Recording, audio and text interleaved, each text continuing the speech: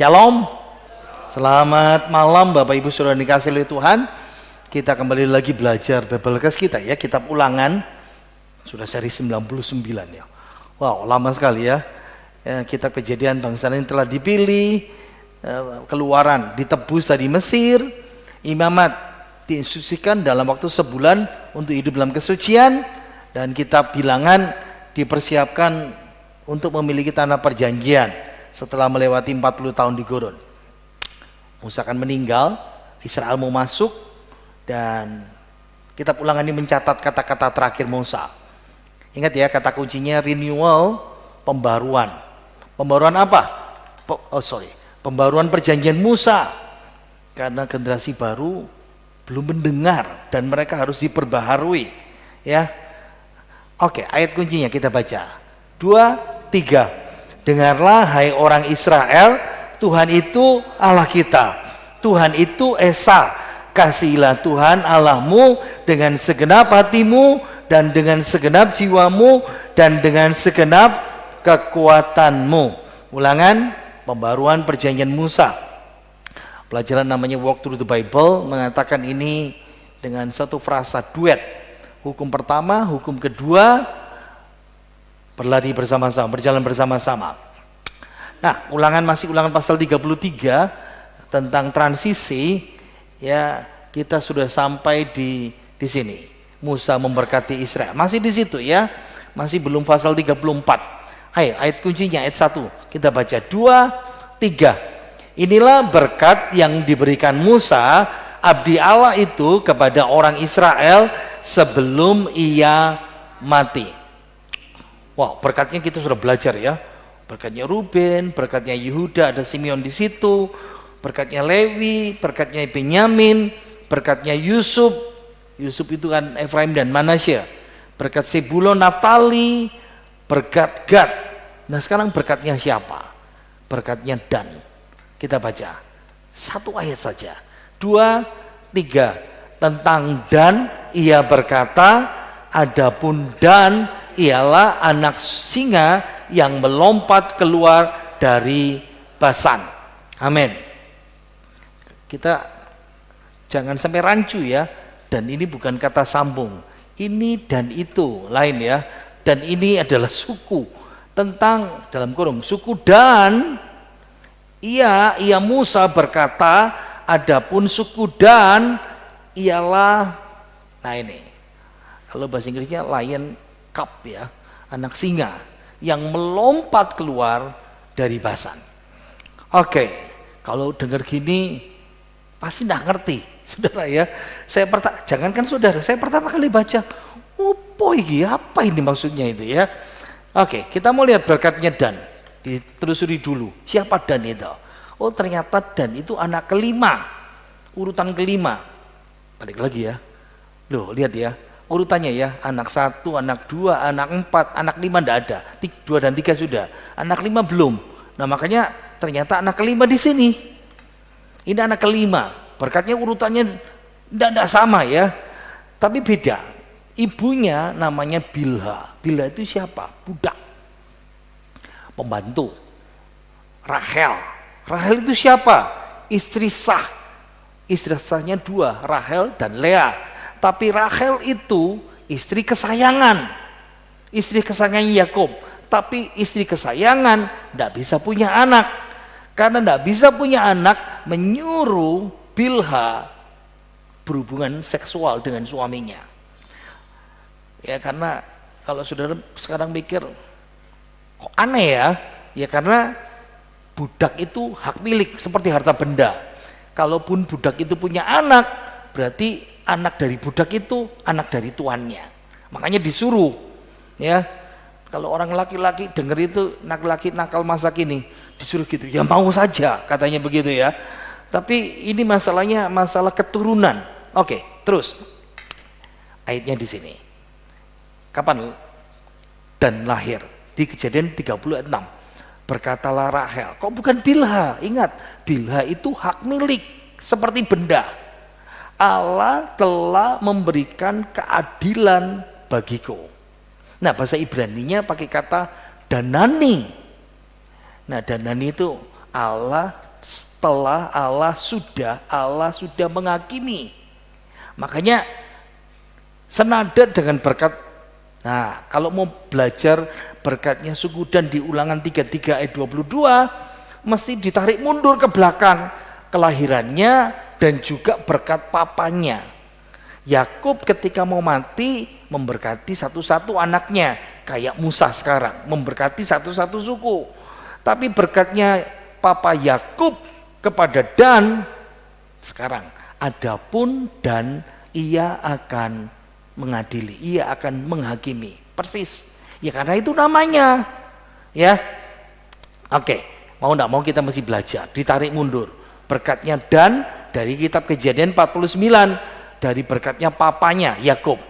Saya kasih panah supaya saudara sering menyelidiki, oh tempatnya suku Dan itu di situ. Itu tempat suku Dan. Ini penting saudara perhatikan baik-baik karena nanti ada perpindahan. Oke, kita lihat ya.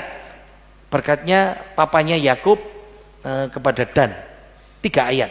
Baca 2, 3. Adapun Dan ia akan mengadili bangsanya sebagai salah satu suku Israel. Semoga Dan menjadi seperti ular di jalan, seperti ular beludak di denai yang memagut tumit kuda, sehingga penunggangnya jatuh ke belakang. Aku menanti-nantikan keselamatan yang daripadamu ya Tuhan. Amin. Baca ini tambah nggak ngerti lagi saudara ya. Opo kok anak kok didoakan jadi ular gitu ya. Apa itu denai itu? Oke. Tribe, suku Dan. Itu Dahlet itu dan Nun. N itu biasanya N itu cuman gini. Tapi kalau N bagian ditaruh di bagian belakang, N penutup, berarti nunnya seperti ini ya. Dan, nah seperti itu. Oke, lambangnya hakim, tapi kebanyakan lambangnya ular. Nah seperti itu. Oke, lihat, Dan itu hakim. Makanya kalau ada namanya Dina, nah Dina itu bentuk feminin dari Dan. Dan itu maskulin, femininnya Dina. Baru ngerti sekarang ya. Oh berarti orang perempuan dikasih nama Dina, itu berarti hakim perempuan, hakim wanita. Saya balik lagi. Walaupun Dan kita tahu tadi itu asal mulanya anak dari gundik, pembantu, budak. Tapi dinubuati, diberkati, nanti akan lahir seorang hakim. Siapa? Nanti kita belajar. Nah, di sini dikatakan dengan jelas suku Dan akan menjadi pembela yang kuat bagi bangsanya.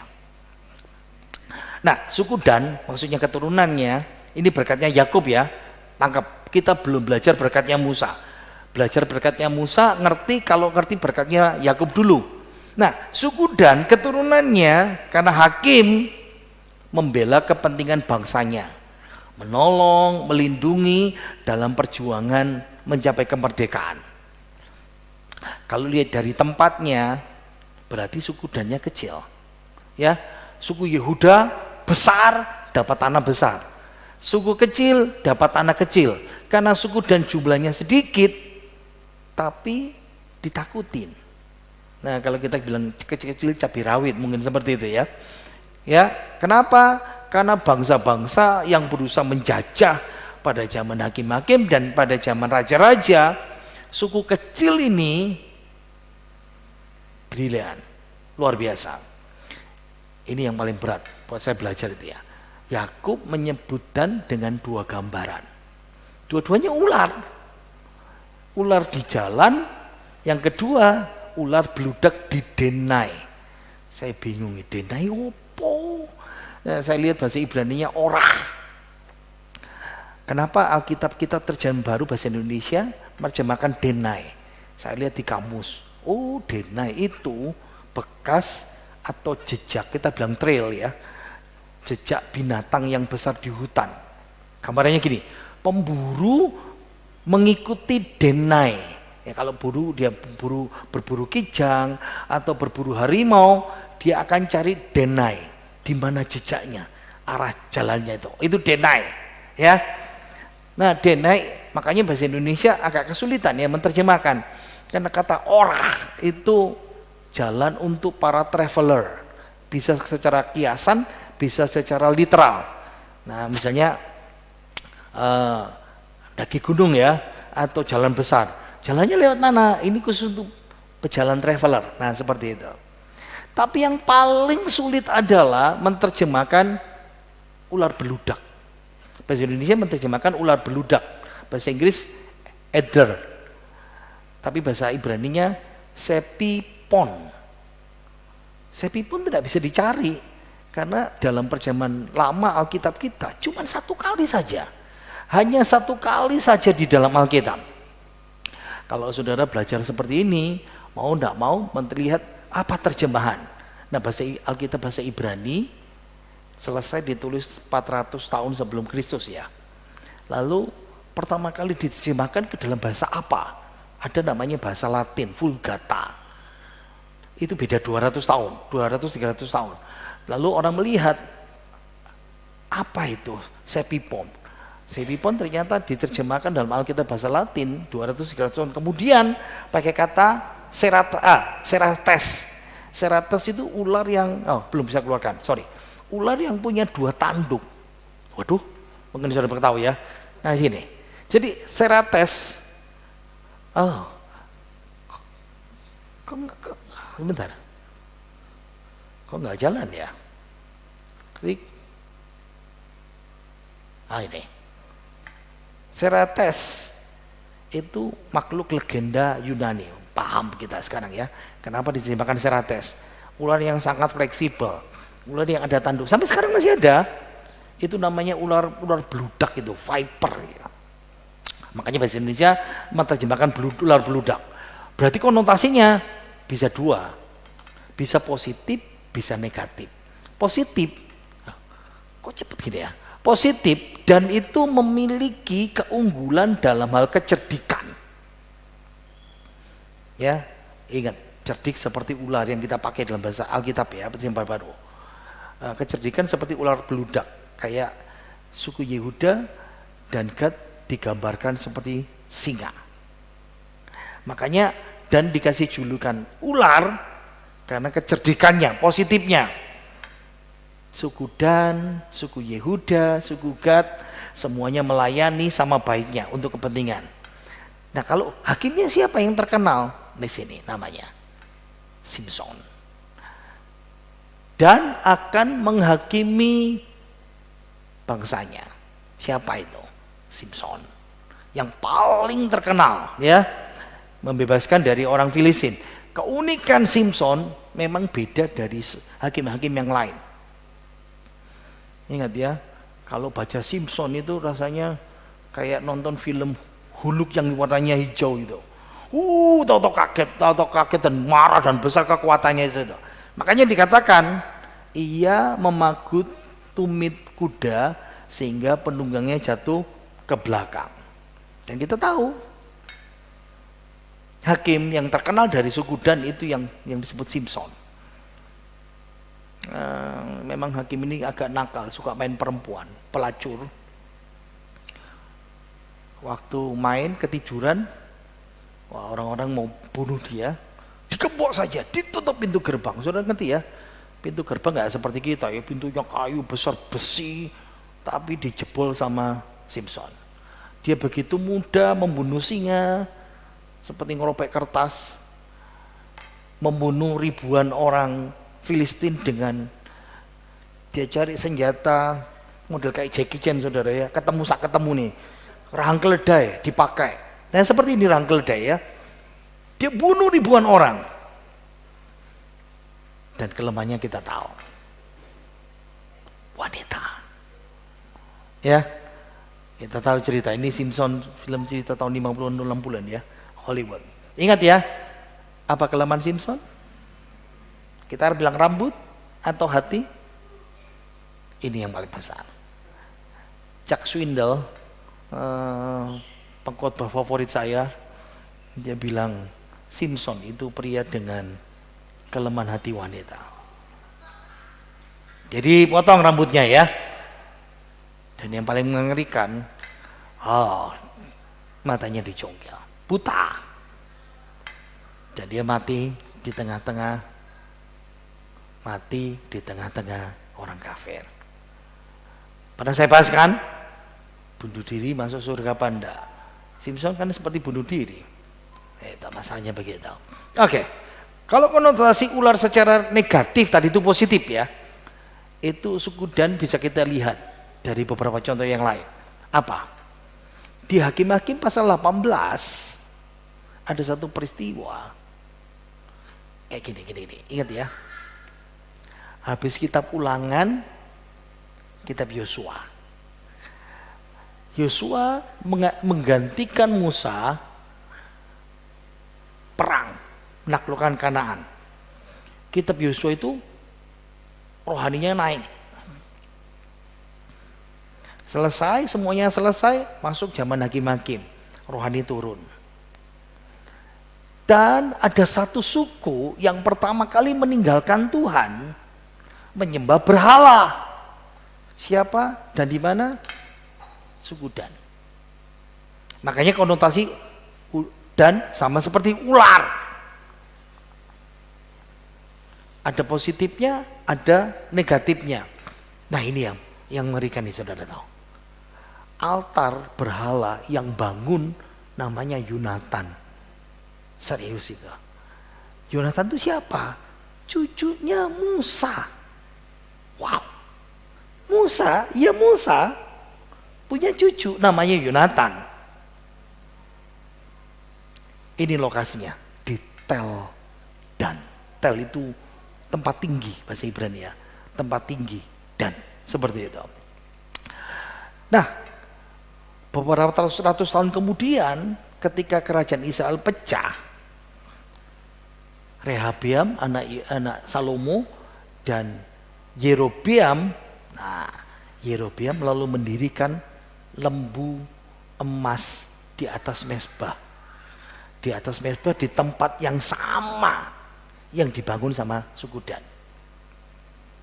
Seperti ini, persis seperti zaman pemberontakan keluar dari Mesir mendirikan. Nah, dosa yang kedua, ular yang kedua, suku Dan meninggalkan tanah warisan mereka yang kasih Panang tadi itu. Tanah itu kan diberikan sama Yosua kan, ingat ya. Lain kan, suku Gad dikasih Musa, tapi suku Dan dikasih oleh Yosua, sudah dapat di situ. Tapi banyak penafsir mengatakan kenapa pindah? Ya karena terstigmatisasi dengan tindakan penyembahan berhala ini.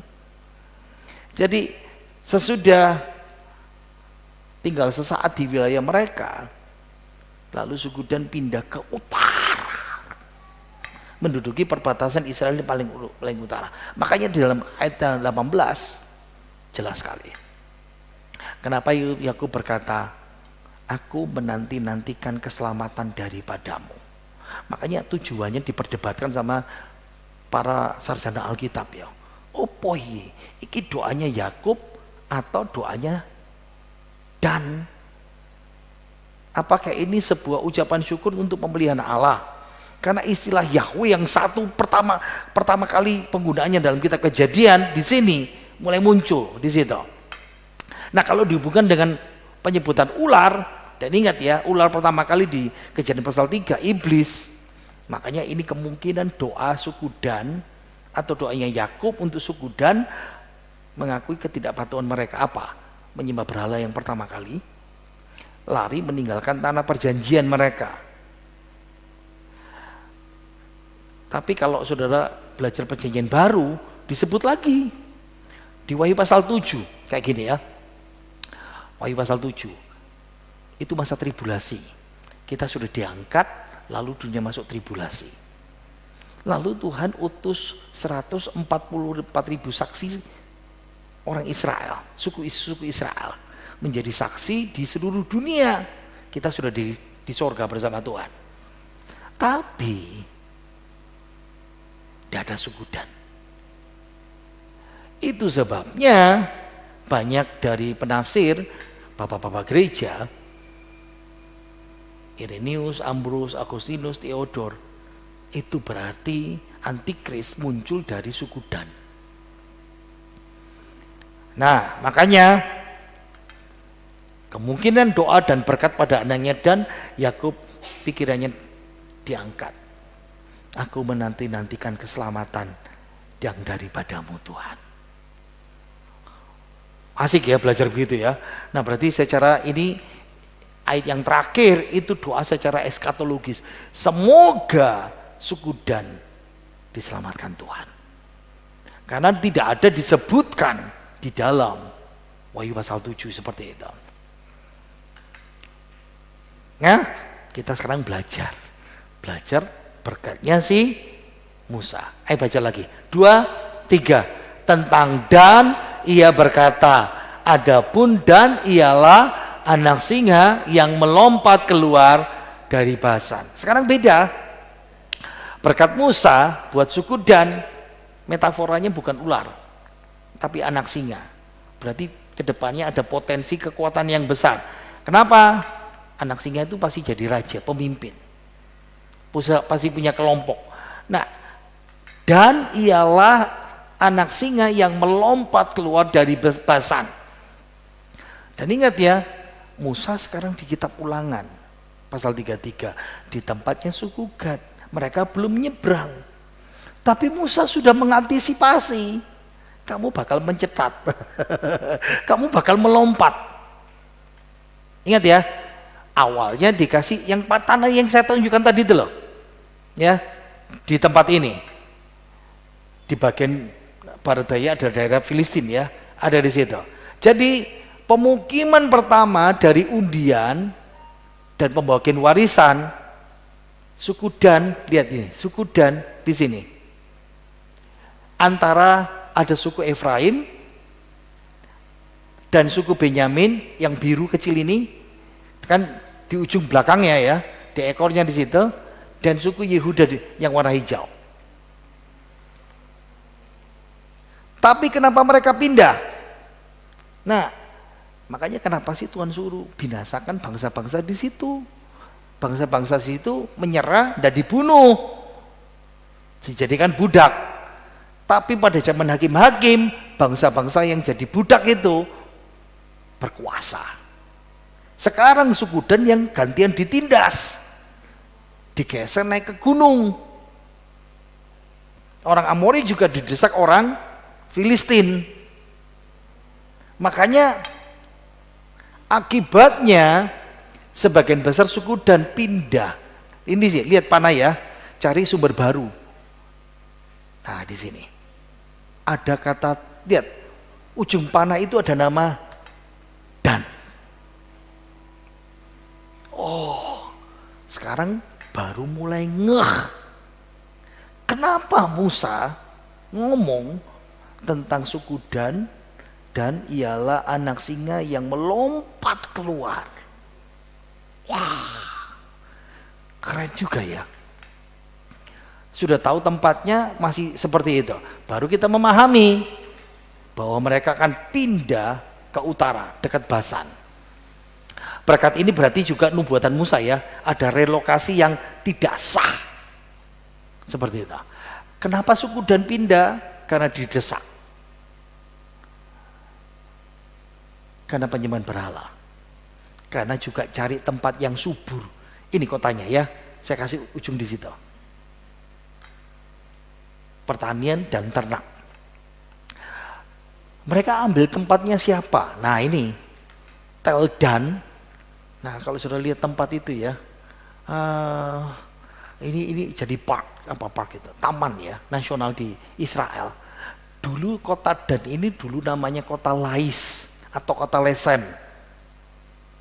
Kita lihat klipnya, gimana kota Tel Dan ini ya, asik sekali.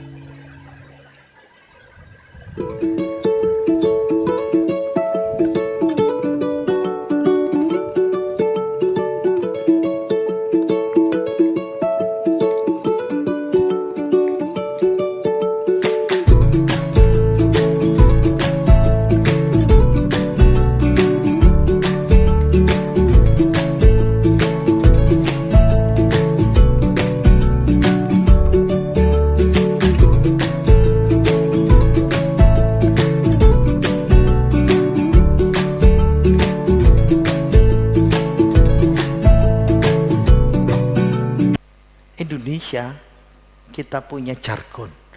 Dari Sabang sampai Merauke, betul kan? Nah, karena suku Dan pindah ke utara sebagian, lalu ada ungkapan di Perjanjian Lama. Dari Sabang sampai Merauke di Israel namanya dari Dan sampai Beersheba. Jadi di Israel itu terkenal dari Dan sampai Beersheba. Kalau kita kan bilang dari Sabang sampai Merauke. Nah, kalau sekarang cuman deket karena banyak jalannya lancar ya. Berapa jam itu? 2 jam tambah 4 jam, 4 jam lah seperti itu. Tidak terlalu banyak seperti itu. Tapi ada beberapa suku nggak mau pindah dan masih tetap di sini. Dan itu adalah Simpson, sang pahlawan itu di situ. Oke.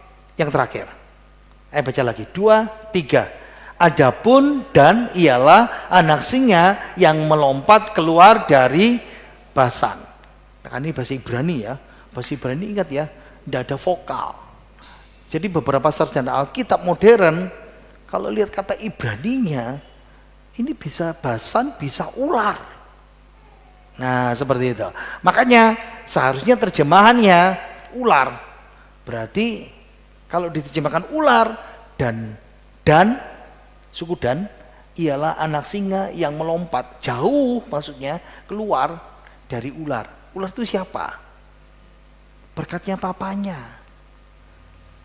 Ini ular. Dosa penyembahan berhala, relokasi yang tidak sah, diberkati seperti itu. Berarti apa penerapan yang kita dapat hari ini? Perubahan hidup. Dari ular, sekarang hidupnya dirubah dan diberkati Tuhan. Simpel. Saya mau tutup dengan suatu cerita. Ingat ya, Dan berkat suku Dan, dia hidupnya diubahkan sama Tuhan. Saya rasa kita sering kali mendengar ya, orang diubahkan Tuhan. Ada seorang anak yang namanya Jesse. Anak itu umur 19 tahun. Anak baik-baik, tapi dia berubah ketika diundang ke suatu pesta. Biasalah anak muda pesta. Tapi di pesta itu, dia pertama kali diajak teman memakai sabu-sabu. Pesta itu merubah hidupnya menjadi pertempuran terbesar. Umur 19, dia harus perang 15 tahun. Jatuh bangun dari sabu itu. Sampai umur 34.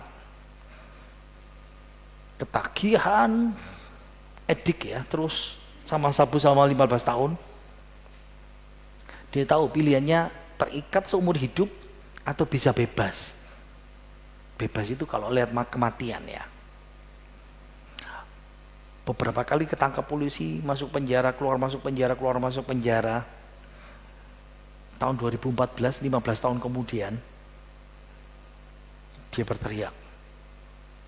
Dia serahkan hidupnya sama Tuhan. Tuhan Yesus, tolong saya. Kalau engkau tidak membantu saya melepaskan, saya tidak bisa melakukannya. Saat itu hadirat Tuhan memenuhi hidupnya ya. Betul-betul Tuhan merubah. Dia mengalami pengalaman dibebaskan secara ilahi ya. Tuhan Yesus ubah hidupnya. Jadi bersaksi itu 2014, dia saksi tahun 2020. 6 tahun saya tidak pernah jatuh lagi dalam sabu itu lagi. Tapi dia terus berjuang, dalam nama Yesus Tuhan tolong. Tapi dia berkata begini, orang berkata bahwa orang tidak bisa dibebaskan dari ketergantungan, dia pakai narkoba ya, sabu, alkohol, nyuntik bersama-sama, wah. Tapi Sisi berkata, 6 tahun ini narkoba yang sudah memperbudak dia secara fisik, emosi, spiritual. 6 tahun ini Tuhan bebaskan dia. Satu hal yang luar biasa saya temukan dari Jesse, suku Dan, sama persis. Tuhan itu bisa mengubah hidup kita.